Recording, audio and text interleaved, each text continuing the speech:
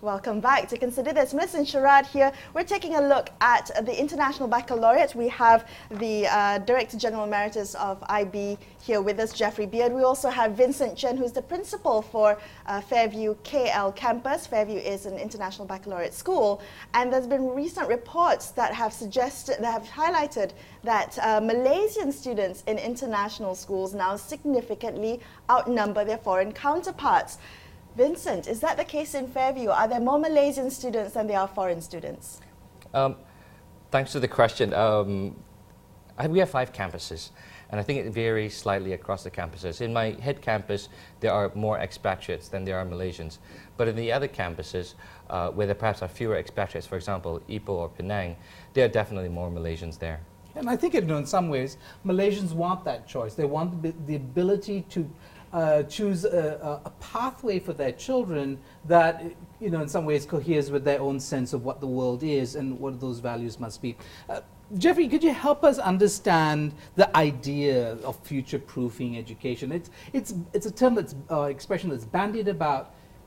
Can you actually do that in the way that the world is working so fast and changing, and work is changing, and so on and so forth? How do you do that? Well, because it's changing so much, I think the IB is in a position to better prepare students, because it doesn't teach you a specific discipline, an art. It teaches you a way of thinking and evaluating to be successful in life. There's a saying that IB students and in the future, as they graduate from university, can not only you could move to a different country and survive, they actually thrive because they know how to adapt.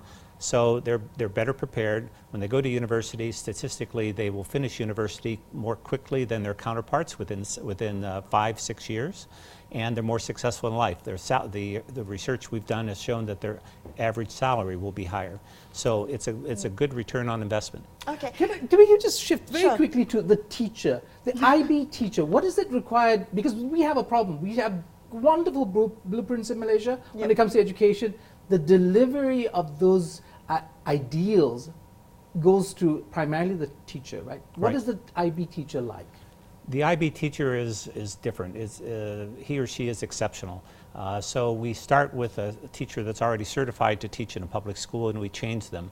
We have a specific pedagogy around teaching and learning. It's based on a constructivist theory that basically involves the teacher as a coach rather than being the disciplinarian and the purveyor of knowledge, to have the child be involved with their own learning, to take responsibility for their own learning. So when you go into an IB classroom, there's a lot of chatter, there's a lot of things going on. The teacher is facilitating things, making sure that the students are doing it. They will prepare things. And so the teacher enhances the ability of the student to learn on multiple different ways. Right.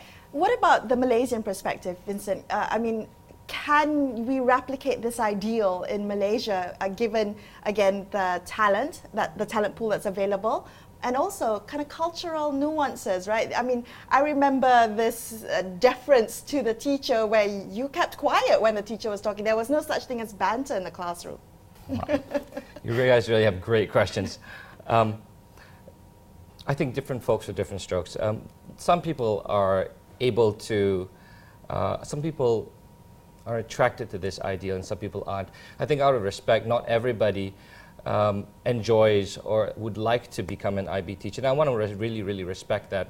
But for the teachers who choose to embrace the philosophy that we embrace, we recruit people and we select them very specifically for their open-mindedness and their attitudes. We have a learner profile set in the IB, some values, which we interview our candidates from, and it's actually more important that they possess these values than skills or knowledge. Can you name some of those values for us? Being principled, open-minded, risk-taking, courageous, being a thinker, a good communicator.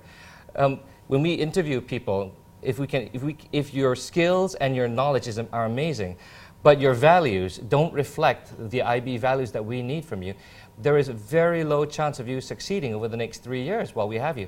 So we need to, first we have to interview for the right type of people with the correct value alignment. Once we get the value alignment, then we need to train very heavily. The sad part is traditional education, traditional training of teachers in traditional teaching colleges very often mimic what we have done before. Right. But the pedagogy that the IB ask us to embrace is very, very forward-thinking and very advanced. So training teachers very often requires for us to tell them, look, you have to be ready. There's going to be a big mindset shift. Things like, can you teach people not by talking to them, sage on the stage, writing things down, but can you ask them questions, provoke them to the point where they're so desperate to learn, they just run and search for the information by themselves? I think it's called the Socratic method, right? Yes. But That's Jeff, right. tell us about, you say IB is 50 years old. Yeah. Has it evolved? Has it self-corrected? Has it found flaws in its own thinking and readjusted over that 50 years? And you were Director General from 2006 until 2014, which is a significant period. Yeah, 8 years. Did it evolve during that time too? For sure. I think it's evolved in fits and bursts and fits during that time frame. It took a long time to gain traction. You know, between 68 and maybe 1990, you had less than 1,000 schools. So as a not-for-profit, it was not sort of advertising, promoting it, but schools would be successful and then people would hear about it and other schools would be successful. So it sort of grew that way.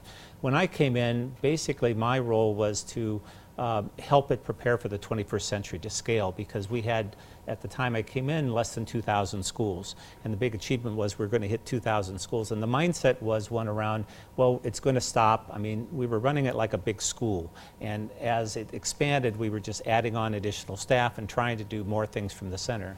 So my job was to organize the IB around its 4 core competencies, to set up global centers in 3 parts of the world to take care of the Americas, Africa, Europe, and Middle East, and Asia Pacific, and to ensure that the alignment of the quality standards worldwide was consistent, so that every IB school, no matter where you're located in the world, produces the same results. And the data shows that we've been very successful at doing that.